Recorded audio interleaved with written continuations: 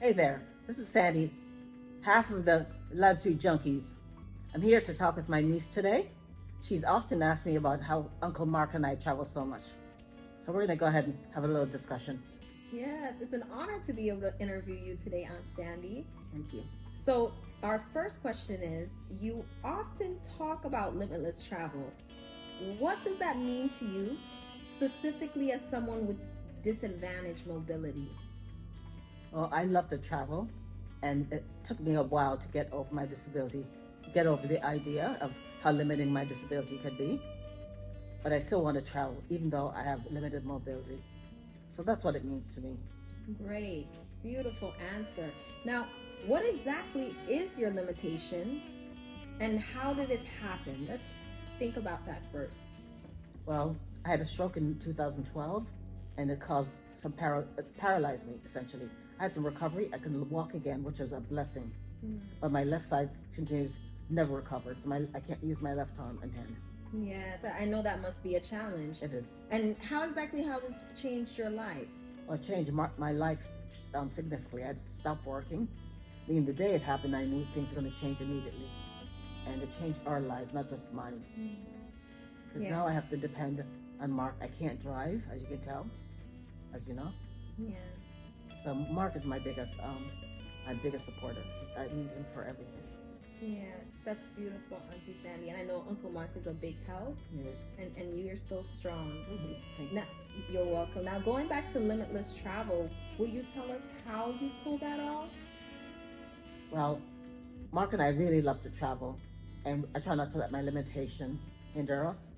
And so the limited travel means, for me, traveling as much as we can, but on a budget, so we can travel even more. Beautiful. Budget friendly. Yes. We love that. Yep. Absolutely. And what has prepared you for this limitless travel that you talk about? Well, before my stroke, my career was in travel. Not really, well, I was consultant, healthcare IT consultant, so I traveled domestically from one client to the next. Sometimes there were long engagements, sometimes they were short. I had to travel, so Mondays to Thursdays, I'm usually on the plane, going to and coming home from a client site. So it's something that you've been doing and you haven't wanted to stop, really? Yeah, exactly. Beautiful. It's just taking on a different meaning for you because you get to do it with someone you love. Yeah, and I get to do it outside of work. Yeah, beautiful. Now, what resources are available to you that make planning your travels effortless and affordable, since you mentioned it's budget friendly? Mark, first of all, is primary number one resource because I depend on him for everything. He's a great resource he does a lot of the planning as well he does the planning for the big parts of our trip.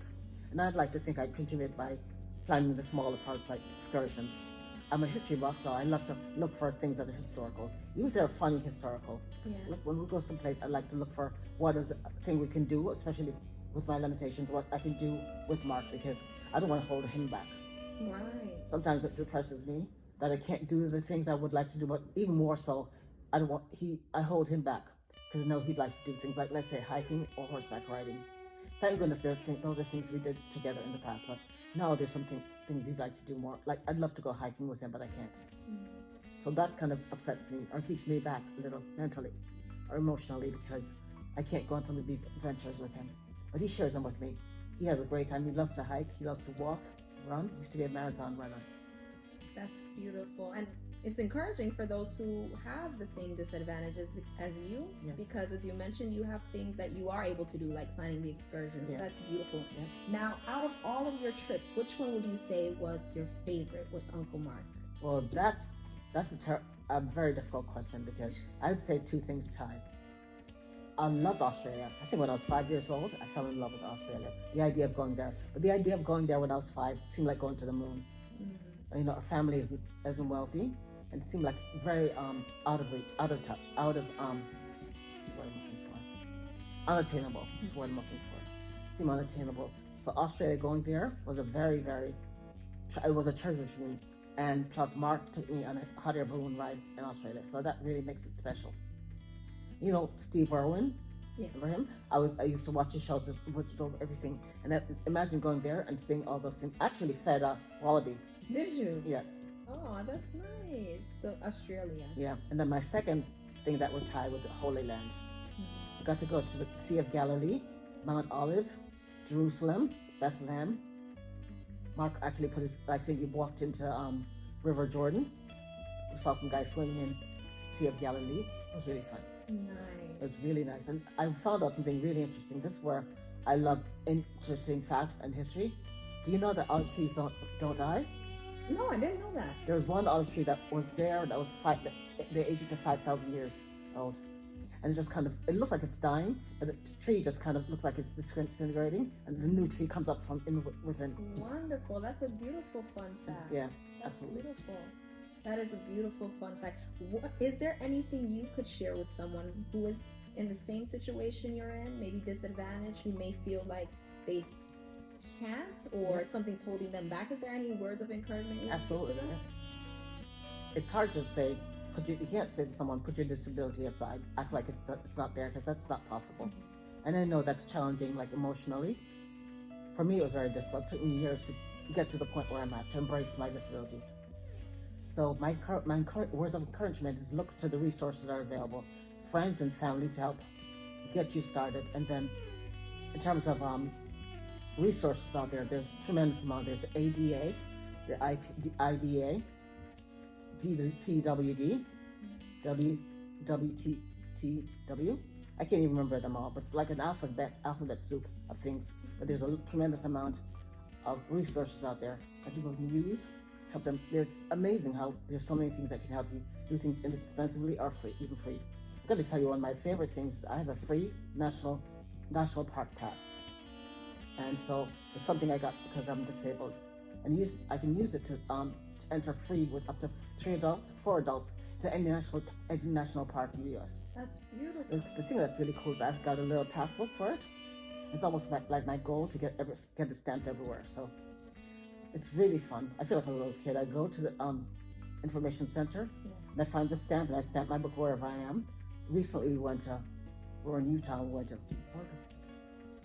went to Moab. And we went to the canyons. I was able to stamp my book with the canyons and the arches. And soon we're going to be going on another trip. And I'm looking forward to taking my passport there and get it stamped. I have a stamp from everywhere, the Grand Canyon, the Petrified Forest. Coming up, we're going to go to Acadia. One of the parts of our trip coming up is going to be going to Acadia National Park. We went there before, but I didn't have the book, so I didn't get it stamped. But this time I'm bringing my book, and I'm going to get it stamped. Good. Oh, well, we're excited for you, Auntie Sandy, and thank you for those words of encouragement you shared with others. And thank you for allowing me to interview you today. Oh, thank you, honey. You're welcome. I'm glad you were able to come up and help me organize. Me as well. And get prettied up. Yeah, me as well. Well, you're beautiful already. I just enhance. Oh, thank you. Yes, You're so welcome. sweet. You're welcome, Auntie. You're beautiful as well. Thank you. I couldn't have a better niece. Oh, thank you, Auntie. Hey, friends and followers. One last thing I want to say. At the end of this video, I'll provide you a list of some of those societies, organizations that can help you get free, some of the resources that can help you adjust and get to use your resources that are available for free or very low cost ways of getting to travel. And also some of these things are available to members of the U.S. service members, men and women. So I'll provide that list and you can go through that. I know a lot of what I talked about is primarily for U.S. citizens. However, I'm sure there are similar organizations worldwide that takes care of their citizens with disabilities. So look into them. But I'll provide a list. Okay. See you later.